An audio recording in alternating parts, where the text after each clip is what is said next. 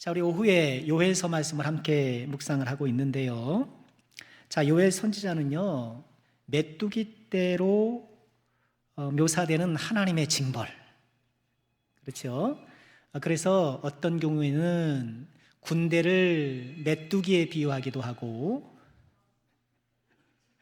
메뚜기를 군대에 비유하게 하는 듯, 다소 좀 모호한 부분이 있긴 하나, 이것은 하나님의 징벌의 침략적 성격, 더불어 재난적 성격을 함축하고 있는 것으로 보여요. 분명한 것은 어떤 형태이든 간에 하나님은 심판하시는 분이시다. 우리가 지난 시간에 그 부분을 같이 나눴어요. 하나님의 심판이 반드시 있다. 그래, 그 심판을 우리는 늘 두려워하는 이 거룩한 두려움이 있어야 하고, 우리가 늘 예배드리면서 저리로서 산자와 죽은 자를 심판하러 오시리라 늘 고백하잖아요. 늘 그렇게 예배 때마다 신앙 고백을 하면서도 마치 심판이라는 것은 없는 것처럼 살 때가 많이 있고, 그러고 보면 이 신앙 고백만 잘 우리가 붙잡아도 우리 믿음이 든든한 거예요. 오늘 우리가 입교를 했잖아요. 그래서 우리 특별히 중고등부 자녀들이 입교할 때 두 가지를 중점적으로 살펴요. 신앙 고백과 주기도문이에요. 물론 입교 교육으로 해서 여러 가지를 공부를 하기는 해요. 그러나 그 공부를 짧은 시간에 다 할 수는 없잖아요. 그래서 적어도 이 두 가지는 알아야 한다. 신앙 고백은 우리가 무엇을 믿는가, 우리가 믿고 있는 내용을 정리해 놓은 거잖아요. 전능하사 천지를 만드신 하나님 아버지를 믿고, 그 외아들 예수 그리스도를 믿고, 그 내용들을 보면 우리가 무엇을 믿는지를 잘 정리해 놨어요. 그러니 여러 세세한 성경에 대한 사항은 아직은 모르더라도 적어도 이 부분만큼은 우리가 믿고 살아야 한다. 그런 취지에서 신앙 고백을 점검하고, 또 주기도문을 점검하는 이유는 내가 신앙생활을 한다더라도 이렇게 금방 기도를 잘하고 그러는 것은 아니잖아요. 그러나 내가 기도하고 싶을 때 주기도문으로 기도하면 되잖아요. 그러니 한편으로는 내가 어떤 하나님을 믿는가를 정리하고, 또 그 하나님께 나는 어떻게 기도해야 되는가 봤을 때 신앙 고백과 주기도문을 중점적으로 점검을 하는 거예요.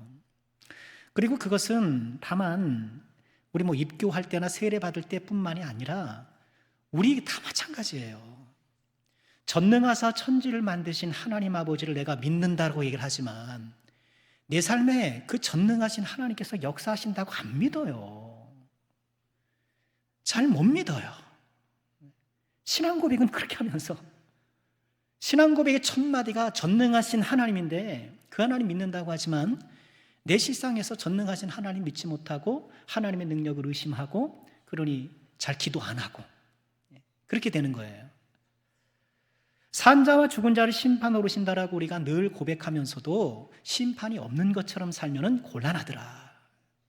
하나님은 분명, 우리 예수님은 분명 산자와 죽은 자를 심판하러 오실 거라는 거예요. 오늘 우리가 읽은 말씀은요, 우리가 지난주까지 이 심판의 엄중함, 심판의 확실성, 이런 것들을 보았다고 한다면 그 심판을 우리는 어떻게 극복할 수 있는가? 심판을 우리는 어떻게 대처할 수 있는가? 바로 그 말씀이에요. 심판에 대처하고 징벌적 심판을 피할 수 있는 방법은 한마디로 여호와께 돌아오라는 거예요. 여호와께 돌아오라. 우린 여호와께 돌아와야 돼요. 우린 계속 돌아가야 돼요. 그죠? 네. 계속 돌아가야 돼요. 오늘 오전에 옛사람을 벗고 새사람을 입읍시다, 우리의 세례 은혜를 회복합시다라는 취지의 말씀을 같이 나눴잖아요.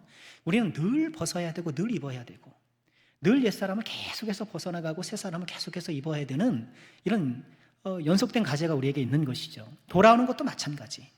우리 하나님께 계속해서 돌아가야 되는 거예요. 자, 돌아오라는 이 선포의 말씀을 같이 절별 살펴보면서 은혜를 나눴으면 좋겠어요. 우리 12절에 이렇게 말씀을 하셔요. 여호와의 말씀에 너희는 이제라도 금식하고 울며 애통하고 마음을 다하여 내게로 돌아오라. 앞서 이 막강한 메뚜기로 묘사되는 군대의 막강한 거 보았잖아요. 막 성벽을 뛰어넘고 집집마다 창문으로 들어가고 그렇게 막 거세게 움직이면서도 대열이 흐트러지지 않고 이런 막강한 메뚜기뼈로 묘사되는 하나님의 징벌적 심판을 우리가 어떻게 피할 수 있는가? 여호와께 돌아와라. 이제라도 금식하고 울며 애통하고 마음을 다하여 돌아오라 말씀하고 계셔요. 회개하라는 것이죠. 결국 회개의 핵심이 오늘 말씀에서 분명해요. 내게로 돌아오라. 여호와께 돌아가는 게 회개예요. 하나님과의 언약 안으로, 하나님의 말씀 안으로, 하나님과 동행하는 삶 안으로 계속해서 들어가는 것. 특히나 이제라도 돌아가라는 거예요. 이제라도라는 이 말씀 속에 회개에 시한이 있음을 봐요. 회개는 시한이 있어요. 언제까지 우리는 회개할 수 있죠? 종말 때까지. 종말에는 두 종류가 있잖아요. 개인적 종말이 있잖아요. 우리 언젠가 다 개인적인 종말을 맞을 거예요.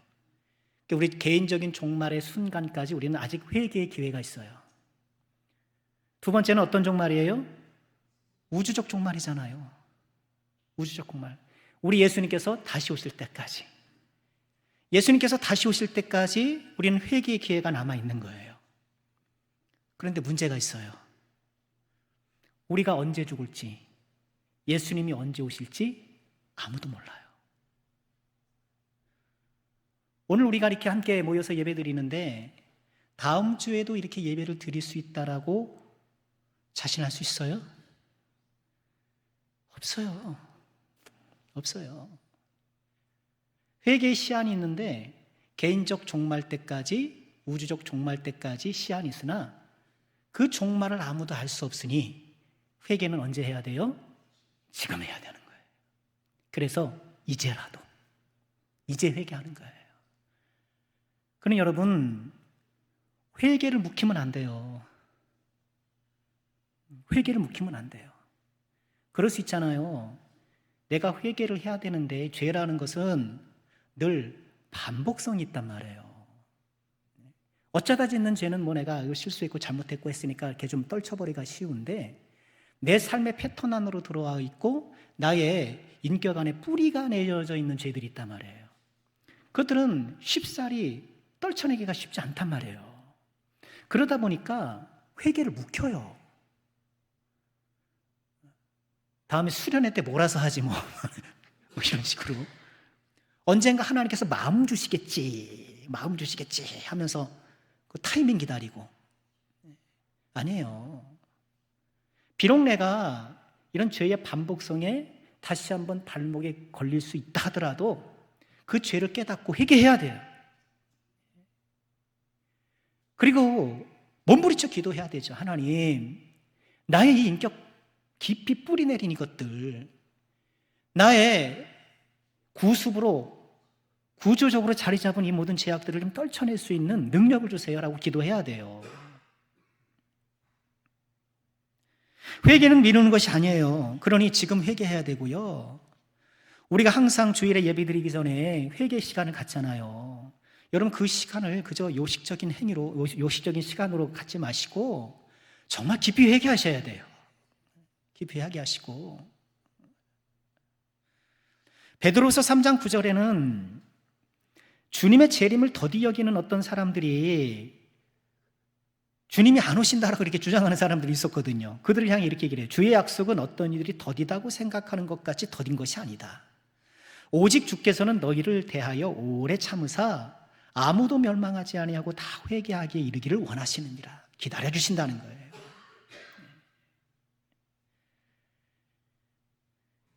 그러므로 이제라도 회개해야 되고 우리는 매일, 지금, 오늘 회개해야 되는 거예요. 이어 13절에 이렇게 말씀을 하셔요. 너희는 옷을 찢지 말고 마음을 찢고 너희 하나님께로 돌아와라. 앞서 12절이 회개의 시한 또는 시점에 대한 말씀이라고 한다면 13절은 회개의 방법이에요. 앞서 금식도 나오고 울며통하고 이런 것도 나왔지만 그걸 종합적으로 옷을 찢지 말고 마음을 찢으라는 거예요. 옷을 찢는다는 게 뭘까요? 여러분 옷 찢어 보셨어요? 이제 다 이상 안 입어 하면서 찢는지 모르겠지만 이 성경 시대의 문안에 어떤 격분할 때, 격한 감정을 표현할 때 옷을 찢곤 했어요. 비통한 마음, 넘치는 슬픔, 억울함, 이런 격한 감정을 토로하는 간섭가운데 하나가 옷을 찢는 거였는데, 야곱은 사랑하는 아들 요셉이 짐승에게 잡혀먹었다, 아들들이 거짓말 쳤잖아요. 그 얘기를 듣고 옷을 찢었다. 너무 슬프니까, 고통스러우니까 옷을 찢어요. 이런 비통함을 표현하는 그런 그 당시의 관습이 몇 가지 더 있어요. 왜 성경에 보면 그런 거 있잖아요. 재나 티끌에 앉았다, 재를 뒤집어 쓰고 앉았다, 재에 앉았다, 이런 표현들이 있잖아요. 그런 것들은 재는 뭐예요? 이미 다 타고 가니까 쓸모없는 거잖아요. 그런 것처럼 본인의 무가치함, 저는 이렇게 무가치한 존재입니다 라는 것을 그런 식으로 표현하고 있는 거예요. 또 어떤 게 있나요? 베옷을 입었더라. 베옷은 염소 털로 이렇게 만든, 그래서 입으면 까끌하고 불편한 옷이래요. 가렵기도 하고. 베옷을 입으면 내 몸을 학대하는 효과가 나서 내가 편안함을 거부합니다. 내가 이렇게 고통을, 고행을 사서합니다. 스스로 좀 벌을 주는 식인 거죠. 애통하고 회개하는 방법들이 이런 문화적인 액션들이 있어요. 옷을 찢는 거나 아니면 재나 티끌을 뒤집어 쓰거나 베옷을 입거나 그렇게 하는 건데, 그런데 주님께서는 이런 외적인 그런 행위보다 마음을 찢어야 된다고 말씀을 하셔요. 마음을 찢는다는 건 뭐예요? 마음의 근본적인 변화를 추구해야 된다는 거예요. 내가 개별적으로 이렇게 죄를 짓는 것도 우리는 당연히 하나님 앞에 용서를 받아야 되지만, 문제는 뭐예요? 이렇게 죄를 양산하는 내가 문제잖아요. 마음이 문제란 말이에요. 지난주에도 말씀드렸습니다만 우리 기독교는 이거를 지금 다스리고 여기에 접근하는 거예요. 내가 행동으로 지었던 이런 죄의 어떤 행위들, 그 행위를 어떻게 하기 이전에 이렇게 죄를 자꾸만 생산해내는 이 존재적인 이 죄악성을 어떻게 할 것인가? 어떻게 해요? 예수님을 믿음으로, 예수님께서 나의 죄성을 대신해서 십자가에 달려 돌아가시는 것을 믿었을 때 이 나의 죄성에도 불구하고 나를 의로운 자로 인정해 주신다는 거예요. 이게 복음이잖아요. 이게 예수 믿는 복음이에요. 여기에 연장성산에서 회개는 단지 나의 잘못된 행위를 바로잡는 것뿐만 아니라 그런 잘못된 행위를 만들어내는 내 마음에 비뚤어진 것, 내 마음에 어긋난 것을 바로잡아야 한다는 거예요. 내 마음이 잘 지켜지고 있는가? 우리 늘 그런 걸 돌아봐야 되잖아요. 우리의 마음이 자꾸 흐트러지고 주님 안에서 안정감 있게 보존되지 못하고 세상의 가치관에 자꾸 자리를 내어주고 잘못된 행위에 또 영향을 받기도 하고, 로마서 12장 2절에서 이렇게 말씀을 하시죠. 다 같이 한번 읽어보죠. 시작. 너희는 이 세대를 본받지 말고 오직 마음을 새롭게 함으로 변화를 받아 하나님의 선하시고 기뻐하시고 온전하신 뜻이 무엇인지 분별하도록 하라. 이 말씀을 누구에게 주셨어요? 로마서잖아요. 로마의 성도들에게 줬어요. 우리 오전에 나눴던 말씀도 옛사람을 보시고 새사람을 입으라는 거 누구에게 했던 얘기예요? 에베소 성도들에게, 골로새 성도들에게 주신 말씀이에요. 마치 이 말씀은 교회 밖에 있는 사람들을 우선 대상으로 하는 말씀처럼 생각하기가 쉽단 말이에요. 아니요, 교회 안에 있음에도 불구하고, 이미 믿었음에도 불구하고 계속해서 이 세대를 본받으려는 이런 경향성이 내 안에 살아있고, 그럴 때마다 마음을 새롭게 할 일들이 우리에게 필요하다는 거예요. 옷을 찢지 말고 마음을 찢는 것. 순간의 후회, 순간의 격정도 필요할 수 있어요. 그러나 순간의 후회와 격정이 그냥 흘러가는 것이 아니라 마음의 근본적인 변화를 더욱더 소망해야 되겠죠. 오늘 우리 점심때 우리 청년부라고 같이 말씀을 나누잖아요. 전 그 시간이 참 좋아요.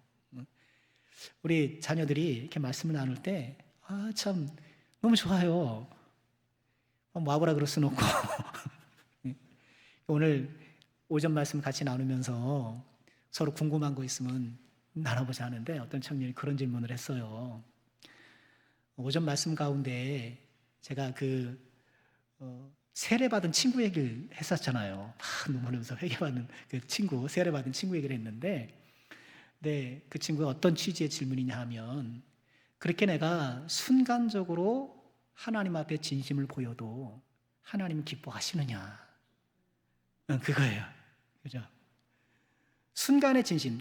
여러분, 세상에서는 순간의 진심을 별로 신뢰하지 않아요. 저 사람 그때는 그렇게 얘기하더니 지금 안 하네. 근데 그때 진심이었단 말이죠. 근데 순간의 진심은 세상은 별로 인정 안 해줘요. 그럼 주님도 그러신가? 날카로운 질문이에요. 그렇죠? 그런데 제 결론은 그거예요. 우리 주님은 순간의 진심도 기뻐하신다. 마태복음 16장에 보면 베드로가 주는 그리스도시요 살아계신 하나님이십니다. 신앙 고백하니까 예수님이 극찬하시잖아요. 바요나 시모나, 그럼 하나님이 알게 한 거야. 그리고 너에게 천국 열쇠를 주며 내 신앙 고백의 토대를 교회의 토대로 삼겠다 하면서 교회를 세운다고 하시잖아요. 극찬하세요. 근데 잠시 뒤에 어떤 일이 벌어지나요? 예수님이 이제 나는 예루살렘에 올라가서 십자가에 달려 죽을 것이고 그러나 3일 후에 살아날 거야. 그땐 베드로가 뭐래요? 예수님 무슨 말씀하시는 겁니까? 마음을 굳게 하십시오. 예루살렘 오고 있는데 무슨 죽는 소리 하십니까? 우리를 치면 뭐 죽는 소리 하고 있습니까? 예수님 뭐라 그러셨어요? 사탄아 물러가라. 사탄아 물러가라 그러셨어요. 이게 뭐 며칠의 시간차가 있는 게 아니잖아요. 바로 그 자리였단 말이에요. 좀 전에는 네 신앙 고백 교회를 세우겠다고 그렇게 기뻐하시더니 조금 지나니까 사탄아 물러가라 그러나요. 베드로의 신앙 고백이 꽉 찬 신앙 고백이 아니었잖아요. 그는 그 이후에 예수님 3번이나 부인하고 완전 곤두박질 치잖아요. 완성형 믿음은 아니었지만 그러나 주님께서는 그 신앙 고백을 귀히 여기시고 하나님께서 예수님 칭찬하시잖아요. 순간의 진심에만 머무르면 안 되겠죠. 옛날 반짝반짝만 하면 안 되겠죠. 그러나 우리 주님은 순간의 진심을 또한 기뻐하시더라. 그러니 우리는요, 비록 내가 마음을 찢으려는 것이 기껏 마음을 찢었는데 좀 지나가 언제 또 그게 또 꼬매져 있고 다시 이렇게 봉합이 되어 있고 막 그럴 수가 있잖아요. 그럼에도 불구하고 우리는 계속해서 마음을 찢어야 되는 거예요. 계속해서 회개하고 하나님 앞에 계속 구해야 되는 거예요. 근본적인 마음의 변화를 소망하면서 14절 보실까요? 주께서 혹시 마음과 뜻을 돌이키시고 그렇게 너희가 마음을 찢으면 하나님께서 마음과 뜻을 돌이키시고 그 뒤에 복을 내리사 너희 하나님 여호와께 소제와 전제를 드리게 하지 아니하실는지 누가 알겠느냐. 근데 여러분 14절 말씀은 조금 모호하죠. 우리에게 익숙한 말씀 뭐예요? 우리가 용서를 구하면 용서해 주신다.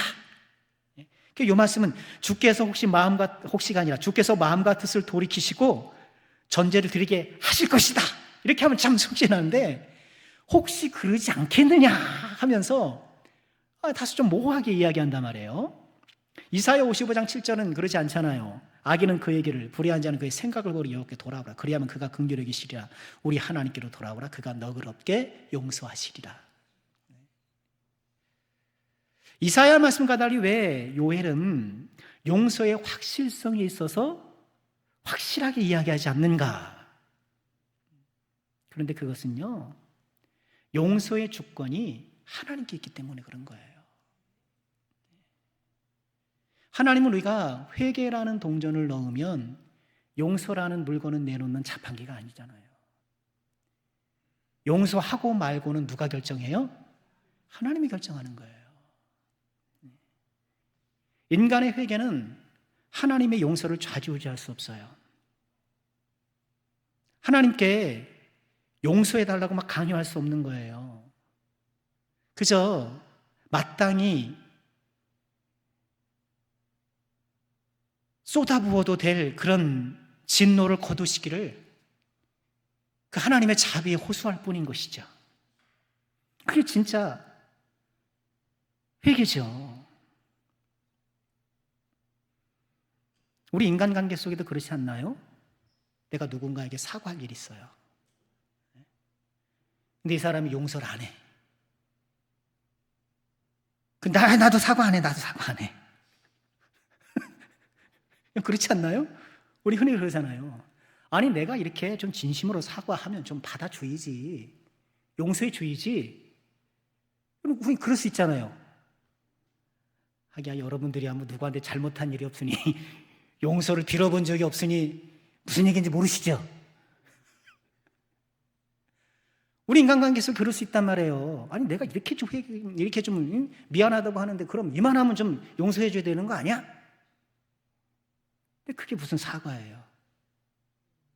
사과가 아니에요.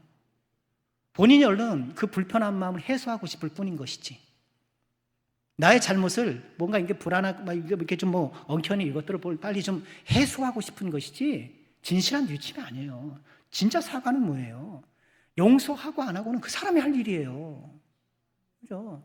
나는 미안하고 사과한 것 뿐인 거예요. 그게 맞는 거지. 하나님께도 마찬가지 아닐까요?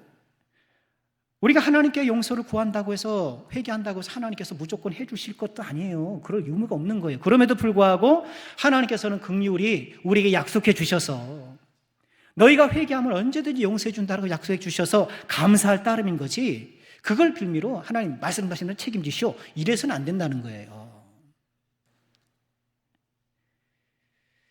그럼에도 불구하고 오늘 말씀은 우리에게 또 소망을 줘요.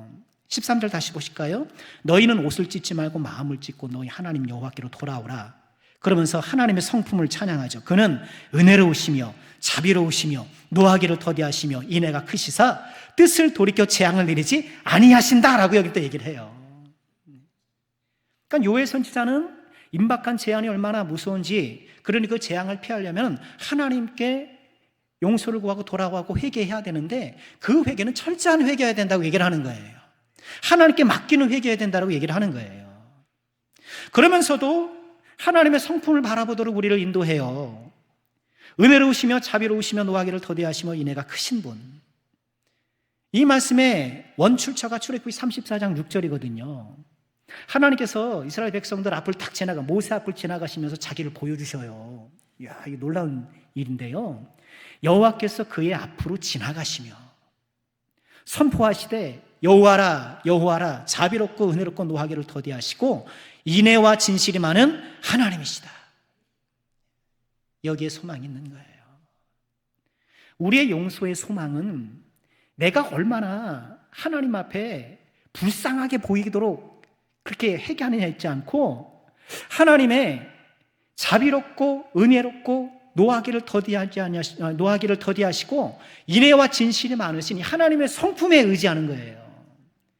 하나님 덕에 우리가 용서받고 은혜 받는 것이고 회개하고 새롭게 될 수 있는 거예요.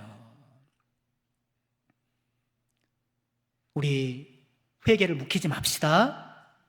이제라도 회개하되 마음을 찢고 회개하고 회개하면서 은혜롭고 자비롭고 노하기를 더디하시는 하나님을 바라보고. 자, 이어지는 15절 보실까요? 15절에서는 이렇게 말씀을 하시면 너희는 시온에서 나팔을 불어 거룩한 금식일을 정하고 성회를 소집하라. 앞서 14절까지의 어떤 회개의 전반적인 분위기가 개인적인 회개예요. 울며 애통하며 슬퍼하며. 개인적이라고 한다면 15절부터는 공동체적인 회개를 얘기를 해요. 시온에서 나팔을 불어라. 앞서 이 나팔은 외국 군대가 쳐들어오는 것을 경고하는 그런 심판을 알리는 나팔이었는데 이제는 회개를 알리는 나팔로 변화되어서 거룩한 금식일을 정하고 성회를 소집하라면서 공동체적인 회개를 말씀하셔요. 우리는 개인적으로도 회개해야 되지만 공동체적으로도 회개해야 돼요. 믿음의 그 선조들을 보면 어때요? 본인은 죄를 짓지 않았음에도 불구하고 민족의 죄를 위해서 기도해요. 우리는 조국 교회를 위해서 회개 기도해야 되고, 또 우리 교회를 위해서 회개 기도해야 되고, 이 나라를 위해서도 회개 기도해야 되고, 우린 공동체를 위해서 회개 기도해야 해요. 그리고 교회는 계속해서 회개를 촉구하는 곳이 되어야 돼요. 사람들은 회개하는 게 별로 안 좋아해요. 왜? 죄인이라고 하니까. 세상 사람들이 교회를 좀 부담스럽게 여기는 주요 이유 가운데 하나가 뭔가요? 교회 나가면 죄인이래요. 죄인이라고. 회개해야 된다고. 아니, 내가 뭘 그렇게 잘못했다고 나를 죄인 취급하십니까? 아니, 내가 열심히 살고 직장에서 아침부터 저녁까지 수고하고 이렇게 자식들 키우면서 나름 성실하게 남 피해 안 주고 그렇게 살았는데 내가 뭘 잘못했다고 내가 죄인입니까? 이렇게 항변해요. 죄인이라는 거 싫어해요. 그럼에도 죄인인 이유는 뭔가요? 말씀드린 것처럼 그런 내가 잘못을 하고 안 하고 이런 내가 양산하는 행동이 어떤 경중의 문제가 아니라 그런 죄악을 양산하는 나의 본질, 이게 문제라는 거잖아요. 사람들은 죄인이라는 걸 싫어해요. 어쩌면 우리도 그럴 수 있어요. 목사가 제일 부담스러운 설교가 그거예요. 회개하십시오 설교예요. 그렇지만 전하는 것도 불편할 수 있고 듣는 것도 불편할 수 있겠지만 우리가 이것을 멈출 수는 없는 거예요. 회개하는 신앙이 진짜 신앙이기 때문에. 죄를 안 짓는 신앙이 훌륭한 신앙이 아니라 회개하는 신앙이 훌륭한 신앙인 거예요. 교회는 회개하는 곳이 되어야 돼요. 우리가 하나님 앞에 예배하기 전에는 항상 먼저 회개해야 돼요. 우리가 말씀을 들을 때마다 나를 바라보고 말씀의 거울에 나를 비춰보면서 우린 날마다 회개해야 되는 거예요. 회개가 사라지는 순간 믿음은 흔들리는 거예요. 믿음은 무너지는 거예요. 16절 계속 보실까요?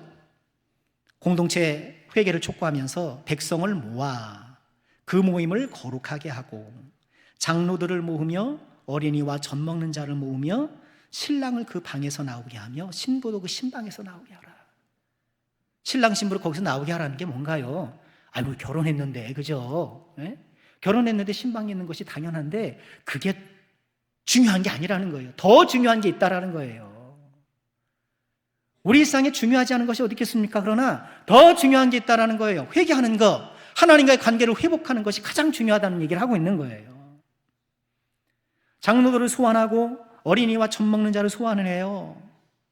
즉 남녀노소를 불문하고 죄에서 자유로운 사람은 아무도 없다는 거예요. 회개하지 않아도 되는 사람은 아무도 없는 거예요. 16절에서 어린이와 젖 먹는 자가 명시되는 것을 좀 기억할 필요가 있어요. 우리 형법 제9조 형사 미성년자에 따르면 14세 되지 아니한 자의 행위는 벌하지 아니한다. 이른바 촉법이잖아요. 또 야근 녀석들이 촉법 이용해서 뭐 한다는 거 아닙니까? 난 14세 안 됐으니까 처벌 못해 이런다는 거 아닙니까? 우리나라 형법 구조에는 그렇게 되어 있는지 모르겠으나 하나님 나라에서 어린이도 회개해야 돼요. 어린 자녀들의 죄를 가볍게 여기지 마세요. 그 아이들이 거짓말하는 거 다 그러면서 크는 거죠. 우리 청년들이 혹시 좀 안 좋은 거 영상 보는 거 뭐 젊어서한테 그랬어 안 돼요. 자녀들의 죄를 가볍게 하지 마세요. 다 용서받아야 될 사람들이에요.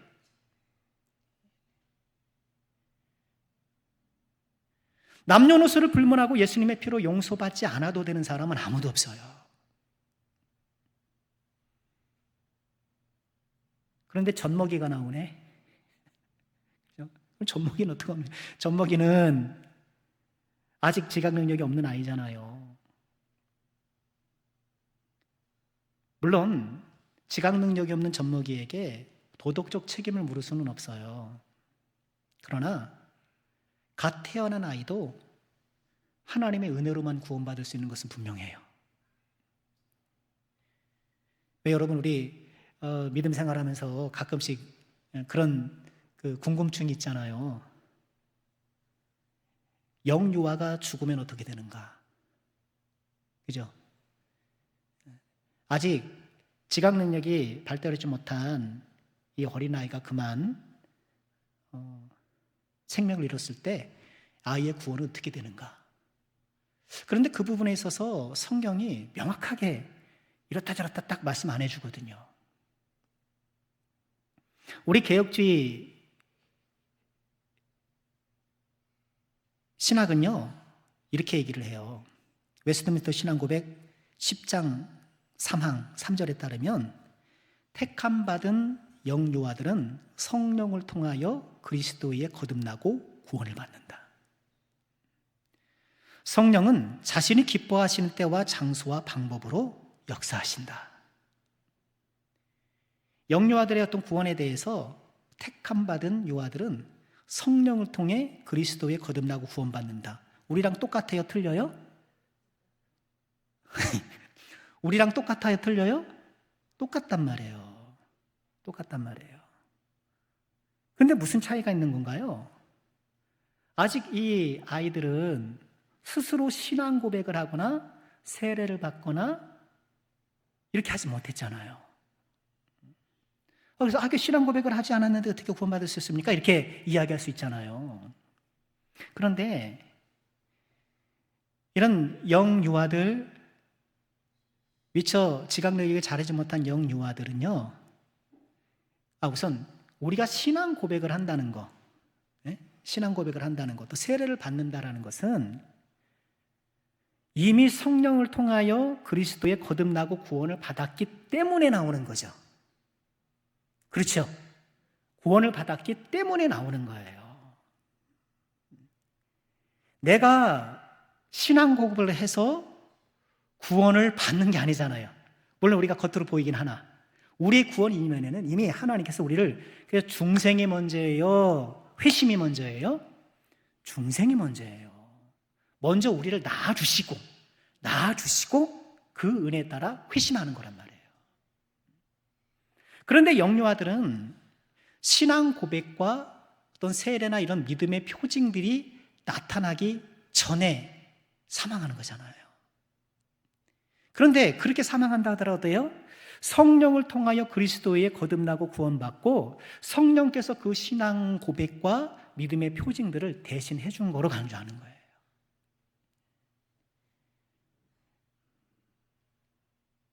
택함받은 영유아들, 그러니 우리는 이 고백에는 여전히 우리가 다 파악하지 못할 하나님만이 알고 계시는 영역이 있어요. 그러나 우리에게 주어진 구원의 진리에 따라서 택함받은 영유아들도 성령을 통하여 그리스도 위에 거듭나고 구원을 받는다. 성령은 자신이 기뻐하시는 때와, 다시 한번 보여주세요. 자신이 기뻐하시는 때와 장소와 방법으로 역사하신다 이거예요. 그러니까 영유아 때도 하나님께서 그렇게 역사하신다는 거예요. 하나님께서 원하시는, 예를 들어 1살 때, 심지어는 엄마 뱃속에서 하나님께서 원하시는 때와 장소, 방법으로 역사하신다는 거예요. 그런데 아이가 자라면서 믿음에서 떠나면 어떻게 되는가? 아이가 믿음에서 떠나면 어떻게 되는가? 또 문제가 있잖아요. 어떻게 해요? 책임져야죠. 언약의 후손이라고 해서, 우리 믿는 자의 후손이라고 해서 자동적으로 구원받는 게 아니잖아요. 언약의 후손들이 그 구원의 효력이 이제 나타나려면 이제 개인의 신앙 고백, 믿음이 이렇게 나타나는 거예요. 하나님의 선택적 관점에 보면 하나님께서 이미 그를 구원해 주신 증거들이 나타나는 거고, 우리의 경험적 차원에서는 내가 이렇게 의지적으로 하나님께 고백하고 하나님께 믿음을 이게 신앙 고백을 통해서 구원을 받는 거고.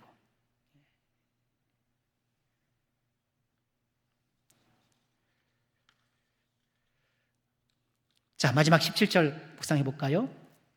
여호와를 섬기는 제사장들은 낭실과 제단 사이에서 울며 이르기를 여호와여 주의 백성을 불쌍히 여기소서 주의 기업을 욕되게 하여 나라들로 그들을 관할하지 못하게 하옵소서 어찌하여 이방인으로 그들의 하나님 어디 있느냐 말하게 하겠나이까 할지어다. 장로들을 모으고 또 어린이들을 모으고 젖먹이를 모아서 온 공동체가 회개하라.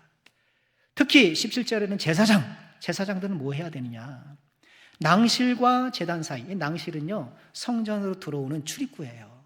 이제 성전 성소가 있고 지성소가 있는 건물 있잖아요. 건물 앞에 제단이 있거든요. 그 제단 앞으로 들어오는 이제 교회 정문 같은 거예요. 그 낭실과 제단 사이에서 하나님께 이렇게 기도하라라고 얘기를 하는데 결국 뭐예요? 제사장이 본래 이렇게 하나님과 백성들 사이 가교 역할을 하는 역할을 했잖아요. 제사장들은 본래 본인이 있었던 하나님과 백성들 사이에서 가교 역할을 했던 그 자리로 돌아가서 백성들과 하나님을 다시 회복시키는 그 자리로 돌아가서 하나님께 간절히 기도하며 회개를 하라는 거예요. 자, 오늘 우리가 읽은 말씀은 한편은 메뚜기떼로 한편은 군대로 묘사되는 이 하나님의 엄청난 심판적 징벌을 어떻게 피할 수 있는가? 회개, 여호와께로 돌아가는 것. 우리는 어떻게 회개해야 되는가? 이제라도 회개해야 된다. 회개는 항상 지금. 어떻게 회개해야 되는가? 옷을 찢는 것이 아니라 마음을 찢음을 통해서. 또 어떻게 회개를 해야 되는가? 은혜롭고 자비롭고 노하기를 더디하신 그 하나님을 바라보면서. 또 우리는 어떻게 회개해야 되는가? 개인 차원에서도 회개해야 되지만 공동체적으로 회개해야 된다. 회개만이 우리가 살 길이요 하나님의 무서운 징벌을 피할 수 있는 방법인 거예요. 말씀 마치려고 해요. 어거스틴은 이런 말을 했다고 해요. 죄를 짓는 것은 인간적인 일이나 그 죄 안에 머물러 있는 것은 악마적인 일이다.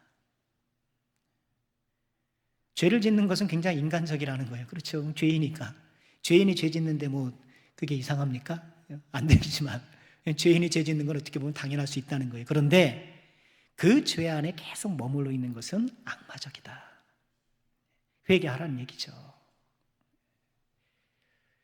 죄는 반드시 회개해야 돼요.